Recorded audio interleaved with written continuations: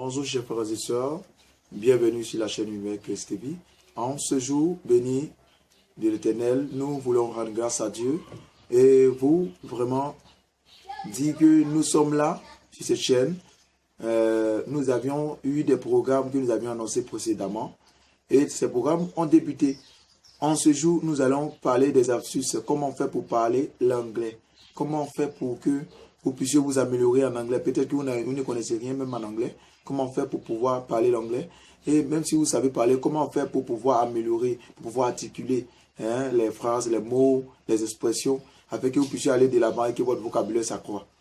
Maintenant, avant tout, nous voulons vous inviter vraiment à vous abonner à notre chaîne via le lien YouTube que vous voyez en dessous là.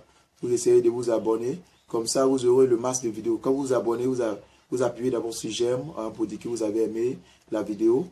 Vous pouvez ajouter des commentaires pour pouvoir nous permettre de nous améliorer. Et après ces commentaires-là, vous activez la cloche. Vous avez mis la cloche là en bas, là, vous activez. Et lorsque vous activez, lorsque nous avons une nouvelle vidéo, vous pouvez la recevoir et pour pouvoir permettre de recevoir. Si vous avez aimé, vous pouvez la partager avec les amis. Mais au cas où vous n'avez pas de compte, vous voulez vous abonner, on dit vous n'avez pas de compte. C'est facile, vous pouvez faire un compte sur YouTube. C'est comme un compte Facebook, Google. Vous pouvez faire un compte aussi. Vous ouvrez un compte là-bas. Et puis, c'est pas payant. Vous ouvrez un compte. Cela va vous permettre de recevoir nos vidéos à chaque instant, de recevoir vraiment nos informations, que ce soit spirituel, que ce soit au niveau linguistique de l'anglais, le français. Ça dépend. Que ce soit au niveau des astuces de couple, comme nous le faisons sur l'émission. Alors, nous allons continuer. Je vais traduire cette partie en anglais afin que nous puissions continuer dans l'émission. Yes, morning, dear friends, dear parents, dear brothers, dear sisters, dear workmates. This morning we are around you just to invite you to follow our broadcasting on YouTube. On YouTube, we have been said that there are many programs we are going to do around here, and we propagate it on Facebook. But now we are going to start it around here, and we invite you to follow us. Now, today, the broadcasting we are going to do today is how to learn English. How can people learn English? And as you can understand, as follow, the thing is very important. Nowadays, without English, we can improve. We can't improve. We can't go anywhere. So I invite you to follow us on this channel, and like that, you can get many ways to speak English. Maybe you want to speak French also. You can get many ways to speak French. So follow us. If you want to follow us, so go on YouTube and search for Humeur Christ TV. And when you have been there, you can subscribe. You can subscribe on our channel. Like that, you can receive our, let's say, our video, our camera, broadcasting always. You can receive about it. And after it also, if you didn't got account to subscribe, you can create your account. It's not, let's say, it's not something you are going to buy, but it's free. If you want to create an account, it's free. We invite you to create your account, and like that you can follow us. You can receive our, let's say, broadcasting always. Thank you very much for understanding. And now we are going to start everything. Ok, mes frères et sœurs, pour parler l'anglais, il y a plusieurs astuces, il y a plusieurs aspects que nous allons essayer de développer ensemble. Mais ce matin, d'abord, nous allons commencer sur les préliminaires. Les préliminaires, vous les connaissez déjà. Ça veut dire les choses essentielles, les petites choses qui nous permettront de pouvoir au moins dissocier le bien du mal, ainsi de suite, de dissocier certaines choses que nous ignorons facilement en français. Souvent, en Côte d'Ivoire, comme ça, ou bien dans quelques pays francophones, on ne sait pas s'il faut dire un banane ou une banane. Souvent, on dit banane et puis le message est passé. On dit qu'il y a après banane et le message est passé. Mais en anglais, ce n'est pas le cas. Ça existe aussi en anglais, dans le broken English. Mais ici, en tant que des enfants qui veulent apprendre à parler l'anglais, des enfants qui aiment l'anglais, nous allons parler du bon anglais. Et nous allons essayer de définir certaines choses. Donc ce matin, dans le cadre des cas préliminaires, nous allons commencer avec les articles. Et vous le savez bien, en français, nous avons les articles indéfinis et les articles définis. En anglais aussi, c'est pareil. De la même que c'est en français, de la même aussi, c'est pareil en anglais. Donc, ici, en anglais, nous allons parler des articles. Et les articles en anglais, en français, d'abord, nous avons un et une. Les articles indéfinis, nous avons un et une. Un et une. Vous entendez? On dit un avocatier et on dit une mangue. Voilà, donc on a un et une. Mais là, en anglais ici, nous avons aussi un et une. Mais comment ça se prononce? Vous allez voir souvent un grand A. Si c'est en début de phrase, vous allez voir un grand A ou bien un petit A. Et vous allez voir aussi un grand A, un N, ou un petit A et un N. Quand on lit généralement E, N, An. Voilà, d'autres vont dire N, ben, c'est pareil. Que c'est An, que c'est N, c'est pareil. Donc il y a E, N, N. And round here, hein, à ce propos-là, vous allez voir que ces deux choses vont travailler. Mais comment ça travaille? En français, on n'a pas de problème. Parce que là, il faut seulement savoir si le mot ou le nom que nous allons prononcer est féminin pour ajouter un article indéfini féminin. Ou si le nom est masculin pour ajouter un article indéfini masculin. Mais en anglais, ce n'est pas le cas. En anglais, vous allez voir que le « et » peut se mettre devant plusieurs choses, que ce soit féminin ou masculin. Plusieurs noms, ou objets, ou choses. Et le « an » aussi peut se mettre devant plusieurs choses, objets, personnes même, que ce soit ou nom de pays, que ce soit masculin ou féminin. Mais à quel moment devons-nous les employer? Allez, suivez-moi maintenant. Donc là, vous allez voir dans cette étape, que le « et » est utilisé devant un son consonne. Vous entendez bien, j'ai dit un son consonne, je n'ai pas dit devant une consonne. Ça veut dire que en plus d'être devant une consonne, mais devant un son consonne. Ça veut dire que en français, là, vous connaissez l'alphabet grégorien. En français, c'est les 26 lettres d'alphabet. En anglais aussi, il y a l'alphabet. Hein, l'alphabet existe bel et bien. Mais il y a des sons qui sont consonnes et il y a des sons qui sont voyelles. Mais lorsque vous savez que le son est consonne, automatiquement, vous mettez un « et », c'est-à-dire un « a ». Vous dites « et ». On va prendre par exemple « et boat », et « uniform », et « urban ». Voilà, ces trois exemples-là, par exemple, peuvent nous servir. Pour dire quoi? Pour dire quoi? Un bateau, un uniforme, ou bien un Européen. Ça va? Un Européen. On a dit ces choses, on a pris et. Vous avez vu que avec le boat, déjà, on a dit et boat. Avec et boat, ça commence par un B, qui est une consonne que nous connaissons bien déjà. Maintenant, après, nous avons uniforme. Et uniforme, vous avez vu que uniforme commence par U. Or, normalement, U est une voyelle. Mais pourquoi est-ce que U qui est une voyelle, on commence et on dit et? Là, on doit se poser des questions. Effectivement, pourquoi on commence par... on prend et ici comme article devant uniforme? Parce que le U en anglais, vous le savez, le son phonétique, c'est J-U. On écrit J-U. Et quand vous voyez, c'est semi-voyelle. Cette voyelle est semi-voyelle. Donc, étant donné qu'elle est semi-voyelle, cela sous-entend que dans sa phonétique, elle a un son, consonne. C'est pourquoi on va dire ici et uniforme. Et puis européen aussi, vous voyez aussi, le E qui est là est muet. Et non seulement que le E est muet, mais c'est devant le nom d'un pays. Et quand c'est devant le nom d'un pays, là, il y a une vraiment particularité. Donc nous allons continuer.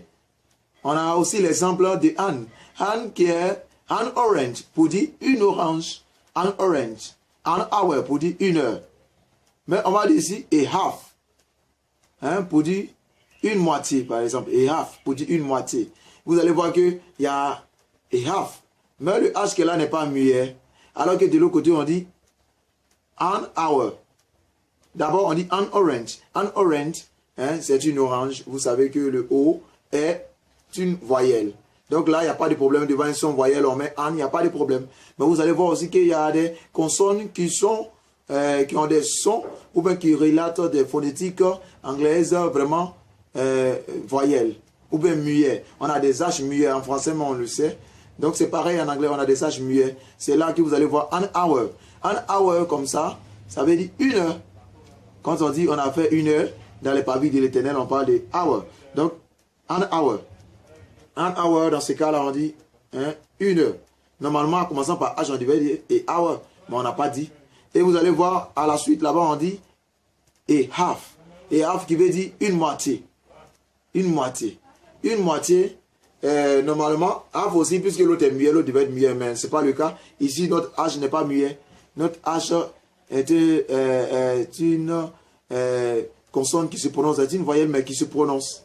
Donc là, l'H n'est pas muet. Merci. Nous allons passer aux astuces des emplois. Premièrement, nous allons parler des formes. Et maintenant, nous allons parler des emplois. Des emplois. Le premier point des emplois, nous allons dire quoi ici? À quel moment nous devons utiliser, à quel moment, mes frères et sœurs, nous devons utiliser et an. Et an. Excusez-moi de parler en anglais. Et an. À quel moment nous devons les utiliser?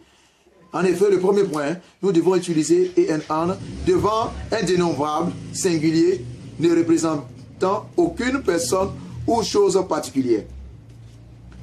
Exemple. A man is sitting in an armchair.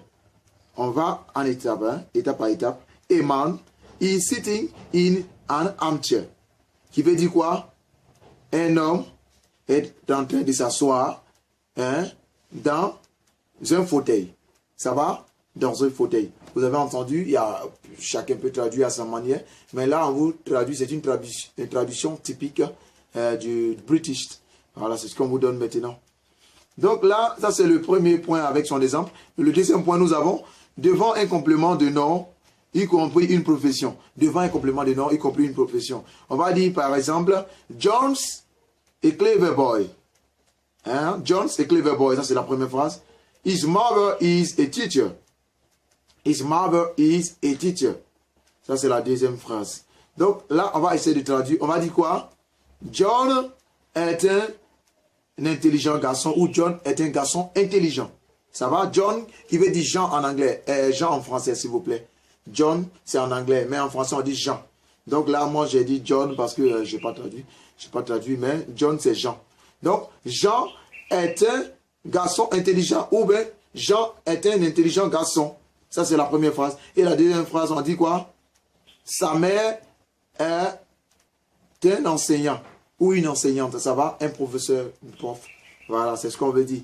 Une enseignante. Sa mère est une enseignante. Ça, c'est la deuxième phrase. On va passer au troisième point. Le troisième point, on dit devant une expression de fréquence ou de vitesse. Ça va? Expression de fréquence ou de vitesse. Vous connaissez ça, ça, on a étudié ça à l'école primaire. On est allé même approfondir ça au secondaire. En français, bien sûr.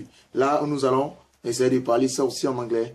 Donc, comme je disais tout à l'heure, devant une expression de fréquence ou de vitesse.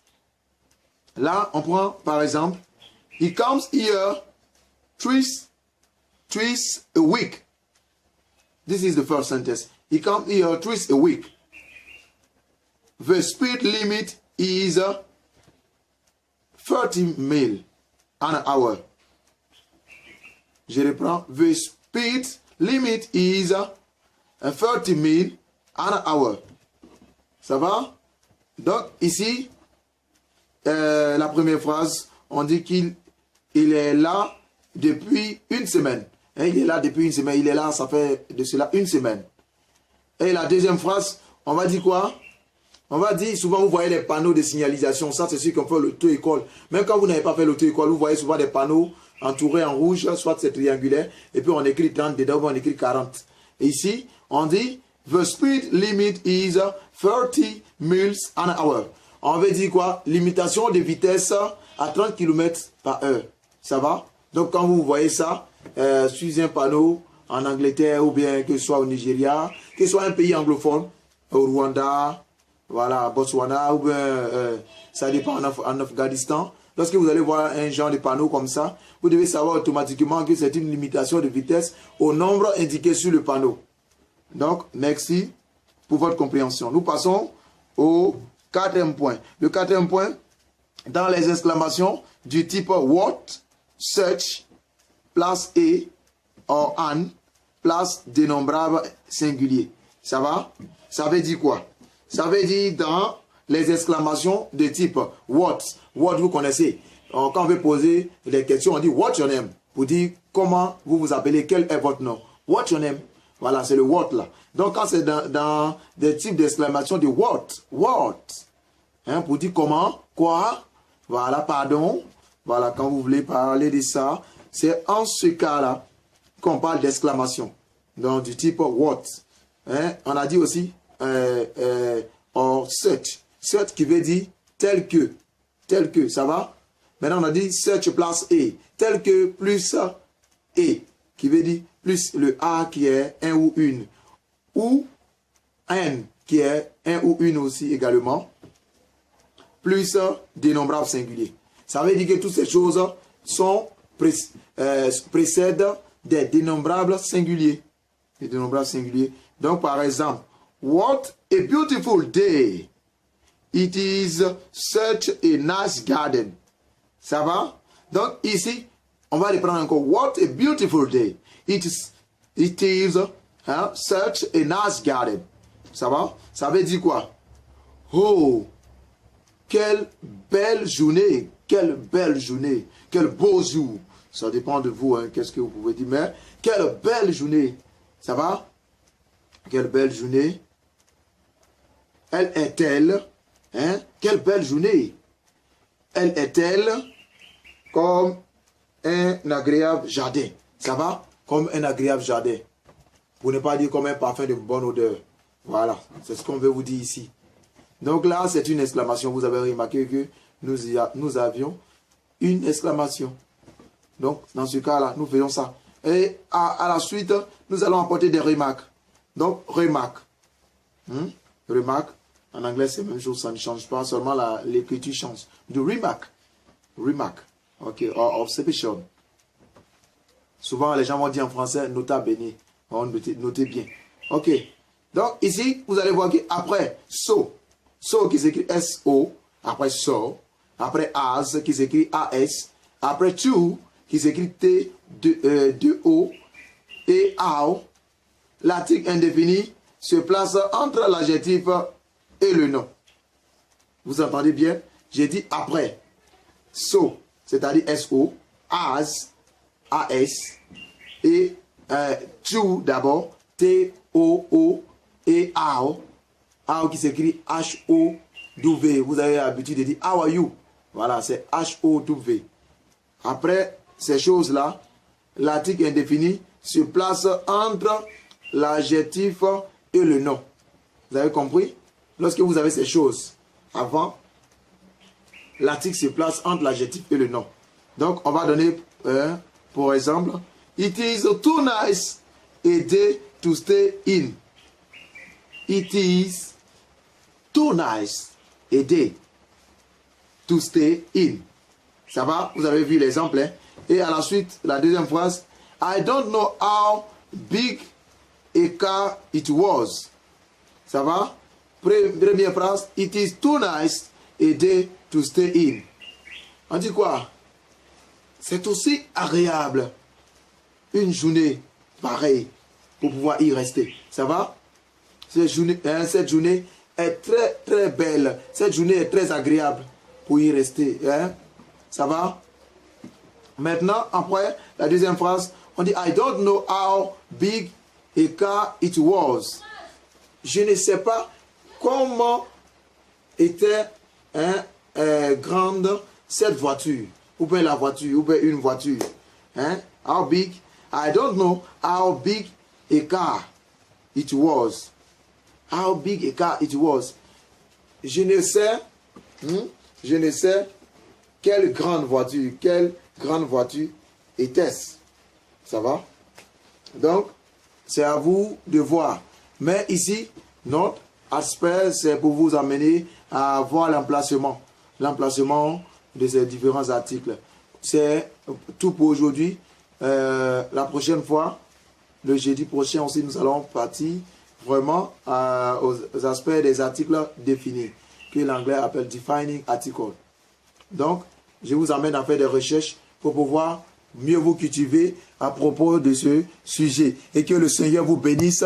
Gardez la foi surtout et suivez Univers Christ TV. N'oubliez pas, si vous avez aimé, cliquez sur j'aime, activez la clochette. Si vous n'êtes pas abonné, essayez de vous abonner ou créer un compte pour pouvoir mieux vous abonner.